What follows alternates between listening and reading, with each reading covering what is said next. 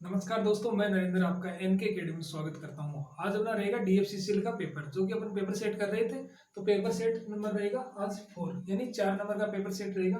तो देखते हैं क्या होता है। पहला क्वेश्चन क्या है, समांतर अनुनाद पर लागू वोल्टेज और लाइन धारा के बीच में कोण कितना होता है। तो रेजोनेंस से आपका पैरेलल रेजोनेंस के बारे में पूछा है। तो पैरेलल रेजोनेंस के सर्किट के अंदर आपको पता ही है, वोल्टेज और लाइन धारा के बीच में 0 डिग्री का फेज कोण रहता है। कितना रहता है? 0 डिग्री। फिर अपना नेक्स्ट क्वेश्चन है, एक डेल्टा कनेक्शन में 60 ओम के 3 समान प्रतिबाधा होती है। प्रत्येक स्टार लोड के लिए बराबर स्टार कनेक्शन की प्रतिबाधा होगी। तो वो होती है, अगर अपन को डेल्टा के अंदर दिया गया है, डेल्टा के अंदर कितना दिया गया है? 60 ओम दिया गया है, तो समान प्रतिबाधा है। तो स्टार के अंदर अपन को देखना, तो स्टार कनेक्शन के लिए कितने हो जाएंगे? तो इसका आंसर हो जाएगा आपका 20 ओम। स्टार के अंदर कितना हो जाएगा? 20 ओम हो जाएगा, क्योंकि डेल्टा के अंदर आपका 3 गुना होता है। फिर अपना नेक्स्ट क्वेश्चन है, क्वेश्चन नंबर 3, एक डीसी मशीन के आर्मेचर कोर लेमिनेटेड क्यों किया जाता है? डीसी मशीन की आर्मेचर कोर को लेमिनेटेड क्यों किया जाता है, ये अपन को बताना है। तो लेमिनेटेड क्यों किया जाता है? लेमिनेटेड किया जाता है आपका एडी करंट लॉस को कम करने के लिए। किसको कम करने के लिए? एडी करंट लॉस को कम करने के लिए। फिर देखते हैं अपन क्वेश्चन नंबर 4, यदि एक अल्टरनेटर लेगिंग पर काम कर रहा है,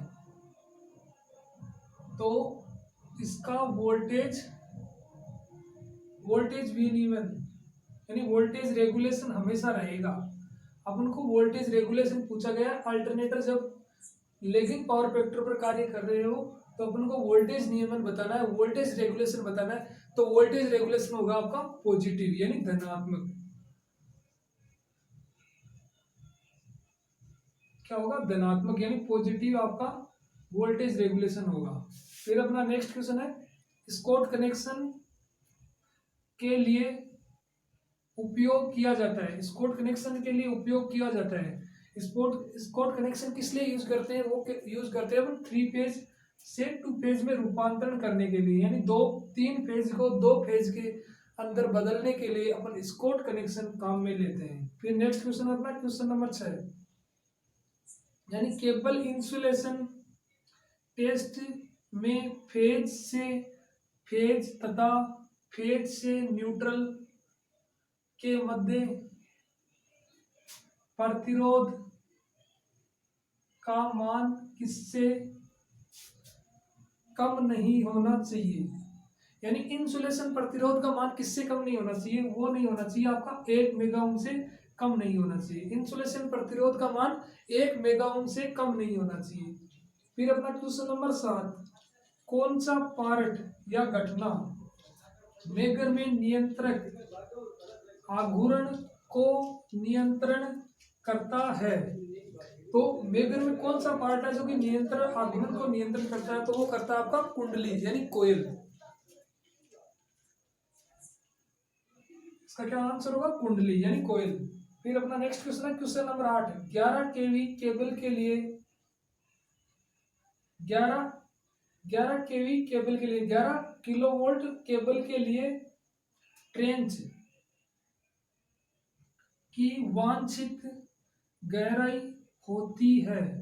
यानी 11 केवी के लिए ट्रेंच यानी कितनी गहराई पर अपन गड्ढा खोद के उसको केबल को डालेंगे, तो वो अपन डालते हैं 0.9 मीटर। कितना? 0.9 मीटर।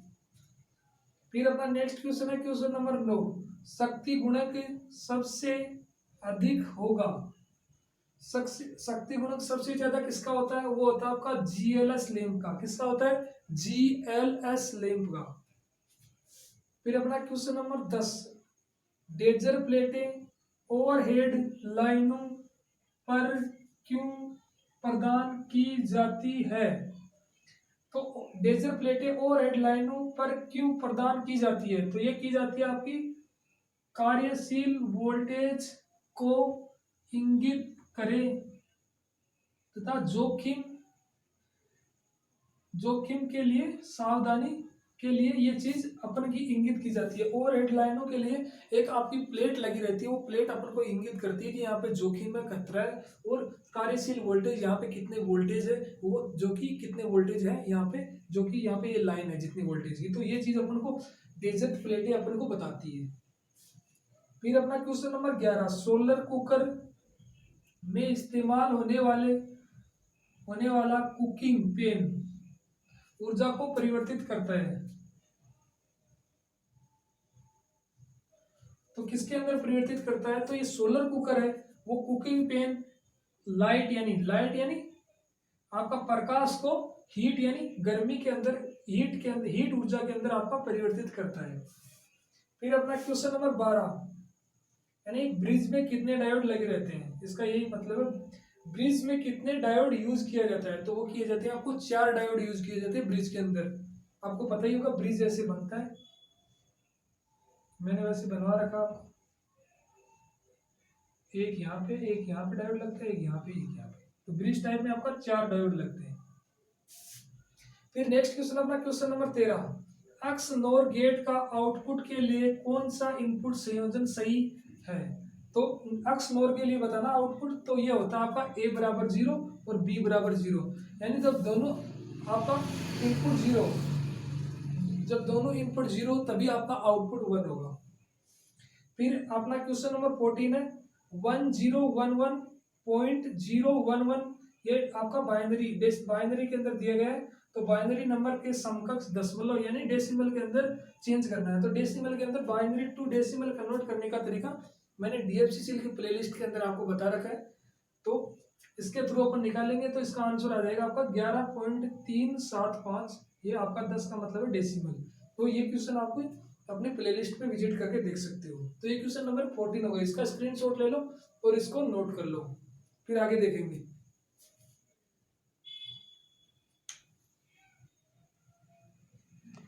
अब नेक्स्ट क्वेश्चन रहेगा अपना क्वेश्चन नंबर 15। क्वेश्चन नंबर 15 क्या कहता है, एससीआर कंडक्टिंग स्टेट में ब्लॉकिंग स्टेट में बंद होता है, यानी ब्लॉकिंग स्टेट में बंद होता है।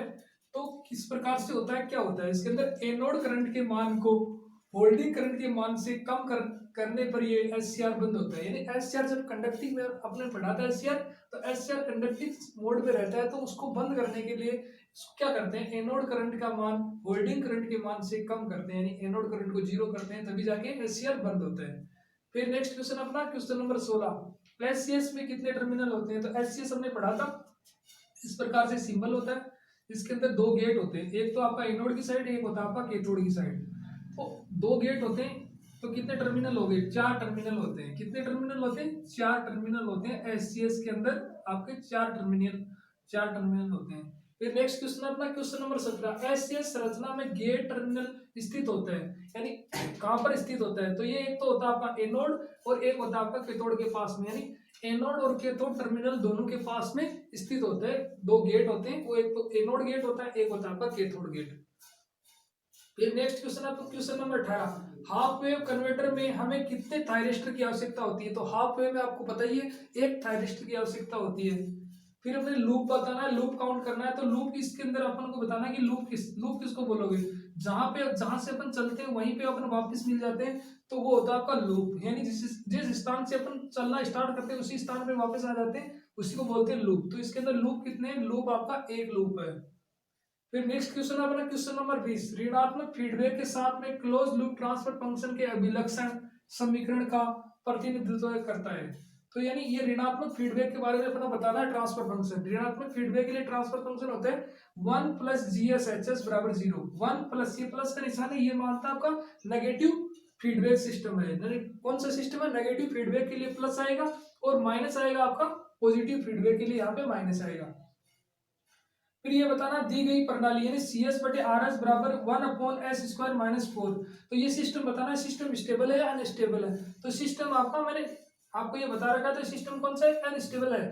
इसको करने के लिए आपको यहाँ पे प्लेलिस्ट है, डीएफसीसी की प्लेलिस्ट, इसके अंदर आपको स्टेबिलिटी नाम का एक टॉपिक है, उसके ऊपर पूरा वीडियो बनाया गया है, उसमें आपको अच्छे से समझ में आ जाएगा स्टेबल और अनस्टेबल सिस्टम को किस प्रकार से देखते हैं, ये सब कुछ मैंने समझा रखा है उसमें।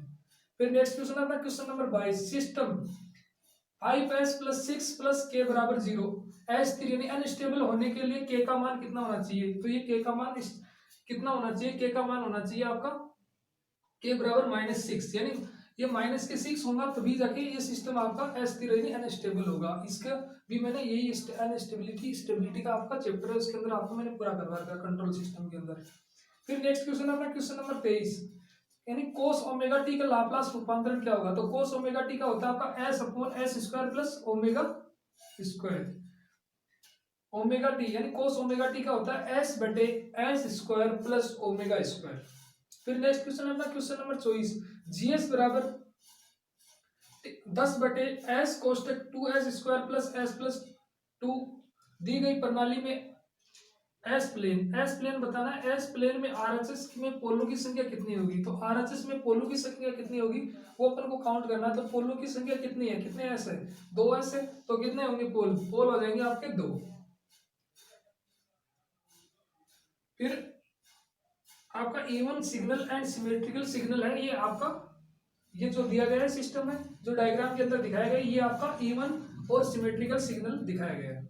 फिर हमने कौन सी प्रणाली है जो कि मेमोरीलेस होती है, तो वो होती है आपकी स्टैटिक प्रणाली होती है, स्टैटिक सिस्टम होता है वो होता है आपका मेमोरीलेस सिस्टम। फिर आपका एक time next question 27 number question है, एक टाइम स्केल्ड प्रणाली में हमेशा होती है वो होती है आपकी डायनेमिक। एक तो होती है आपकी डायनेमिक, एक होती है आपकी स्टैटिक। स्टैटिक कौन सी होती है जिसमें मेमोरीलेस होती है, और डायनेमिक जिसमें आपकी मेमोरी होती है। यानी एक टाइम स्केल्ड प्रणाली हमेशा एक होती है वो होती है आपकी डायनेमिक। फिर अपना समीकरण लिखा हुआ 28 नंबर का क्वेश्चन है, एक्स एन बराबर आर एन प्लस 2 की वेवफॉर्म, यानी वेवफॉर्म बनानी है तो वेवफॉर्म किस प्रकार से बनेगी, वेवफॉर्म जो कि आपको दिखाई दे रही होगी, ये आपको ये हो गया आपका डिस्क्रीट के अंदर एन और ये हो गया आर एन यानी रैंप का एन, ये आपका यहाँ पे 0 हो जाएगा, यहाँ पे पॉजिटिव का 1, यहाँ पे पॉजिटिव का यहाँ पे -1 -2 -3 -4, यहाँ पे ऊपर में प्लस के, तो ये हो गई इसकी वेवफॉर्म समीकरण की। फिर अपना नेक्स्ट क्वेश्चन है क्वेश्चन नंबर 29, पारदर्शी फ्लिप फ्लॉप होता है वो होता है आपका डी फ्लिप फ्लॉप। पारदर्शी फ्लिप फ्लॉप कौन सा होता है, डी फ्लिप फ्लॉप होता है आपका पारदर्शी फ्लिप फ्लॉप। फिर अपना नेक्स्ट क्वेश्चन है क्वेश्चन नंबर 30, 200 वोल्ट आरएमएस त्रिकोणीय तरंग के लिए शिखर वोल्टेज होगा, यानी 200 वोल्टेज आरएमएस है, यानी आरएमएस वोल्टेज का मान है 200 वोल्ट। तो अपन को कितना निकालना है, त्रिकोणीय तरंग के लिए त्रिकोणीय तरंग के लिए निकालना है, तो शिखर वोल्टेज होगा वो होगा आपका 346। कितने होंगे 346।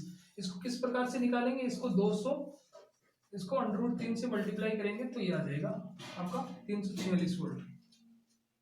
तो ये हो गया आपके क्वेश्चन नंबर 30 कंप्लीट हो गया। इसका स्क्रीनशॉट ले लो और इन सबको नोट कर लो।